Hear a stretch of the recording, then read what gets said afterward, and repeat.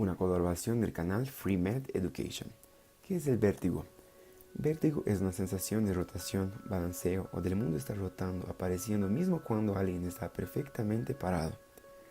¿Cuál es la fisiología del equilibrio? El sistema de equilibrio humano trabaja con los sistemas visual y esquelético para mantener la orientación o balance. Las señales visuales son enviadas para el cerebro sobre la posición del cuerpo en relación con su alrededor.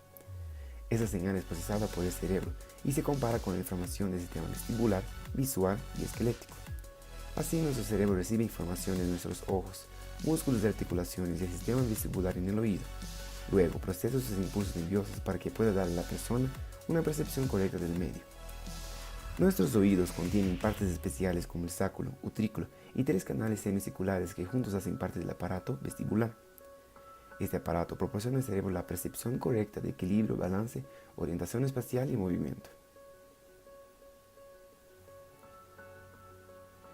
Las partes responsables por la orientación vertical son el sáculo y el utrículo. El movimiento de rotación es detectado por los canales semicirculares que contienen un fluido que conocemos como endolifa. La endolifa mueve y activa los receptores sensoriales dentro del canal que envía impulsos nerviosos al cerebro de acuerdo al movimiento. Los impulsos de ambos canales del lado de la cabeza normalmente enviarán impulsos simétricos, para que así el cerebro interprete los impulsos correctamente. El vértigo como tal puede dividirse en un vértigo periférico y el vértigo central. Dentro del vértigo periférico tenemos a los desórdenes del oído interno, que justamente se encuentra en la inflamación del laberinto, popularmente conocido como laberintitis.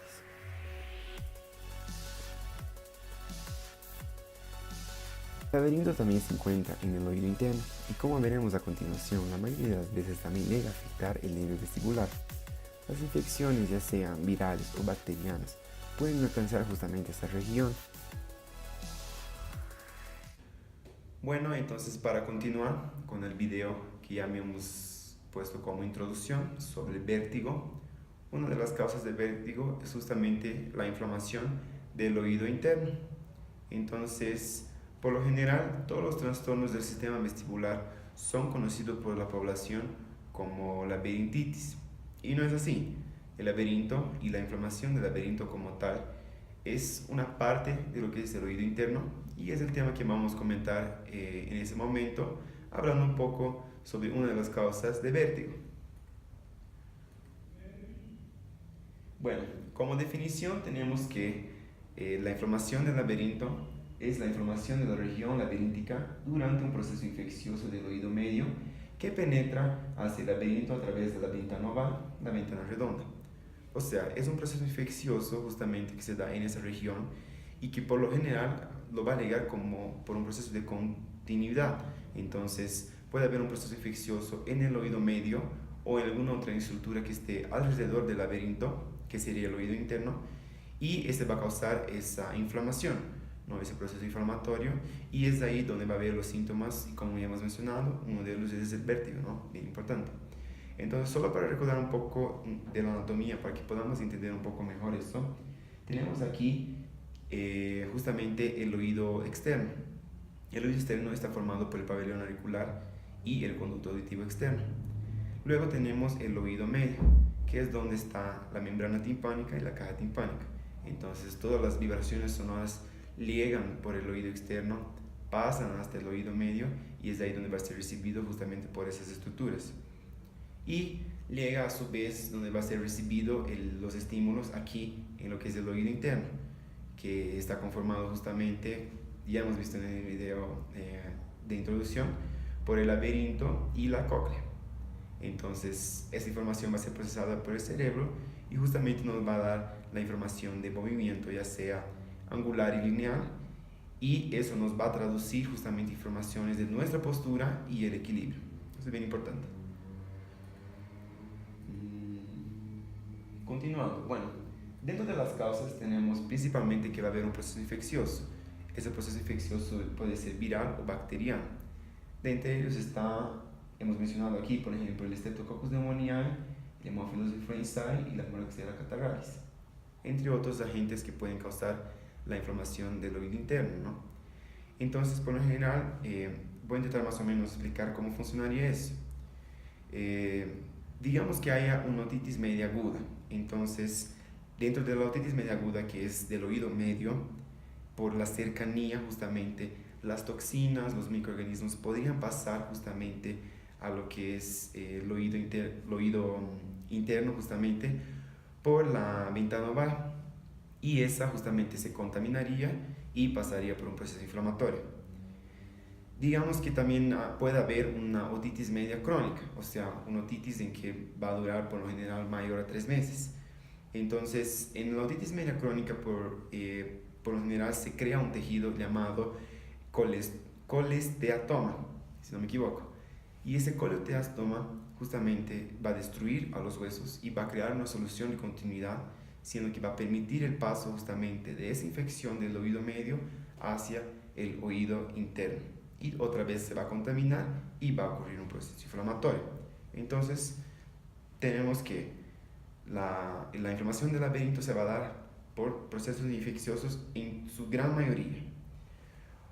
Otras formas en que pueda haber ese tipo de inflamación que no sea un proceso infeccioso son el tumor en la cabeza o en el cerebro, la enfermedad de los vasos sanguíneos, algunos problemas nerviosos, y algunos tipos de fármacos también pueden generar ese tipo de inflamación.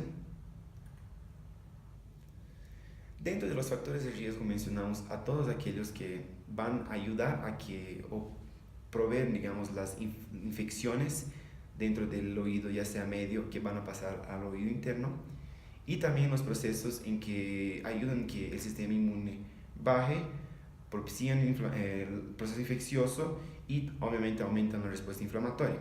Entonces tenemos las infecciones virales, primeramente, las alergias, tenemos también fumar, el consumo excesivo de alcohol y también el estrés. Están asociados como factores de riesgos para aparición de la inflamación del laberinto.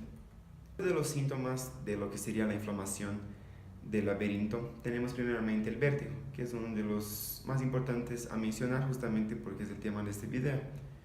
El vértigo es justamente esta sensación de que las cosas se están movimentando alrededor y la persona no tiene el control de su equilibrio y del balanceo.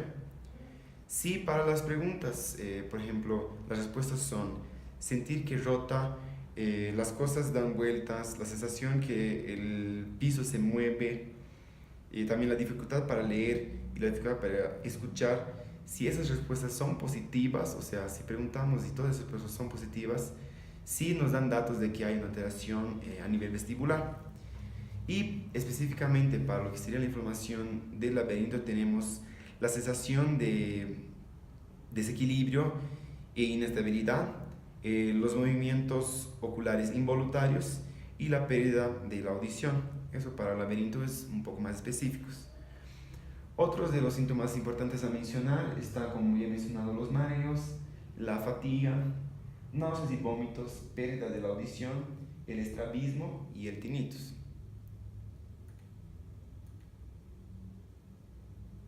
Bueno, hay algunos tipos a mencionar sobre la inflamación del laberinto. Entonces, uno de los tipos mencionados es la circunscrita. Entendemos circunscrita como la inflamación que se da justamente solo en esa región. Como ya les mencioné, habría como un paso de un proceso infeccioso del oído medio al oído interno. Entonces, esa circunscrita también es conocida como crónica perilaberintitis o fístula laberíntica. Por lo general, la sinusitis es una complicación de la otitis media colesteatomatosa. Esa otitis media colesteatomatosa es la que produce justamente ese tipo de tejido que va a ocasionar la erosión de la cápsula óptica del laberinto con exposición del endostio e irritación laberíntica. Entonces, crea esa solución de continuidad y es por ahí donde el proceso infeccioso va del oído medio al oído interno. También puede ser por un origen postquirúrgico, ya sea inmediato o retardado. Otro tipo de inflamación es la serosa. Entonces, esa también es denominada aguda tóxica. Clásicamente son serosas antes de llegar a ser infecciosas y por lo tanto son consideradas como un proceso de transición justamente de la infecciosa para la supurada, que vamos a ver más adelante. Se trata de una inflamación intralaberíntica difusa, discreta y irreversible, total o parcialmente, producida por una reacción inflamatoria de vecindad. Entonces va a haber un proceso agudo o crónico en el oído medio, y ese proceso agudo o crónico en el oído medio es lo que va a generar un proceso inflamatorio por la vecindad hacia el oído interno. Dentro de la supurada, también denominada la aguda supurada clásica, destructiva o necrosante, está la invasión de los espacios laberínticos por contenido purulento, bacterias y presencia de detritos. Entonces, como les mencionaba antes, por lo general un proceso infeccioso del oído medio bacteriano que genere pus puede llegar al oído interno por la continuidad, digamos. El proceso evolutivo va a conllevar a la anulación irreversible justamente del laberinto, y que eso va a cursar con un síndrome vertiginoso muy acusado e hipoacusia profunda irreversible, justamente porque ese tipo de tejido purulento, las bacterias, van a causar una reacción inflamatoria mucho más aguda, más severa, y también por lo que el proceso destructivo de los tejidos va a ser más acelerado en este caso. Por lo general, actualmente es una complicación excepcional la supurada. Dentro del diagnóstico es importante mencionar que por lo general se basa en los signos y síntomas que el paciente va a poseer. Entonces su historia clínica tiene que ser bien detallada, una buena anamnesis. Sus antecedentes también son bien importantes justamente para identificar los factores de riesgo y también para identificar los procesos infecciosos o cualquier otro proceso que esté ayudando a que haya ese tipo de inflamación. Otro punto dentro del diagnóstico está el electronistagmograma, que justamente son pruebas para evaluar cómo está la función vestibular, y también la tomografía computadorizada, que podría darnos datos justamente de lo que es la anatomía patológica tanto del oído medio como del mastoides. Hablando del tratamiento, es importante mencionar que el tratamiento es primeramente etiológico. Tenemos que combatir la etiología que está causando ese proceso infeccioso o cualquier otro proceso que esté en la vecindad justamente del oído interno, y así conseguir tratar bien. Luego usaríamos antibióticos y los tratamientos ya sean antibióticos quirúrgicos para el factor etiológico, y también el tratamiento que sería sintomático, los antieméticos para las náuseas, mareos, los supresores vestibulares y también la fisioterapia van a ayudar justamente a ese paciente que tiene una sintomatología muy variada y muy extensa. Dentro de los supresores vestibulares tenemos la meclicina o la escopolamina, que alivian el vértigo, y dentro de los sedantes hipnóticos que también por lo general se dan en sus pacientes está el Valico. Para la prevención es importante mencionar, justamente solo para el pronóstico del paciente, ¿no? Es bien importante el hecho de descansar. Hay que recostarse y permanecer con los ojos cerrados en un cuarto, evitar el movimiento, evitar leer y regresar a las actividades normales gradualmente. Bueno, aquí está la bibliografía que hemos utilizado. Obviamente damos gracias a la colaboración de lo que es el internet para todo el contenido que hemos encontrado. Y muchas gracias. Hola a todos, hoy vamos a hablar sobre los ejercicios que debemos hacer para que los síntomas de vértigo diagnosticados con vértigo paroxístico benigno o vértigo posicional disminuyan o desaparezcan. Lo importante es que antes debemos ir a un especialista para que ellos nos den los ejercicios adecuados y en todo caso disminuya nuestra condición, porque si lo hacemos sin acudir a un especialista, nuestra condición podría empeorar. Este ejercicio es de caminar con giros rápidos. Debemos caminar en un pasillo en línea recta, dando 7 pasos y girando bruscamente. Hágalo con una duración de 7 veces a 20 veces. Ejercicio del seguimiento del pulgar. Gire rápidamente la cabeza de lado a lado, con los brazos extendidos y fijando la vista en los pulgares. Hacerlo por 2 minutos y repetir el movimiento, cambiando la dirección de la cabeza de arriba a abajo. Debemos hacer 5 a 15 repeticiones. Ejercicio de mover la cabeza. Este ejercicio lo debemos realizar de pie, con las piernas separadas a la altura de los hombros. Debemos realizar giros rápidos de derecha a izquierda. Después debemos realizar giros de arriba a abajo. Esto lo debemos realizar y descansar 2 minutos. Posteriormente nos sentamos en una silla y realizamos movimientos de la cabeza de arriba a abajo. Siguiendo esto, realizamos movimientos de hombro a hombro de derecha a izquierda. Y por último, realizamos movimientos de 360 grados.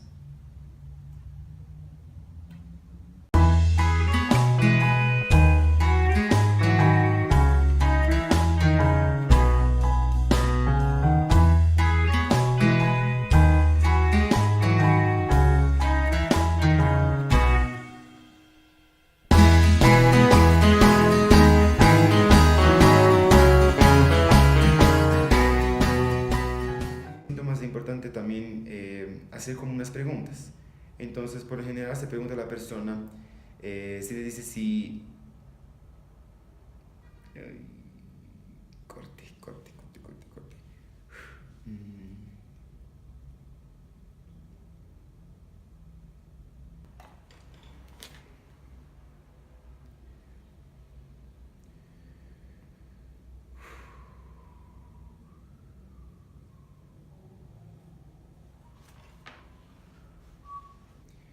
Ya.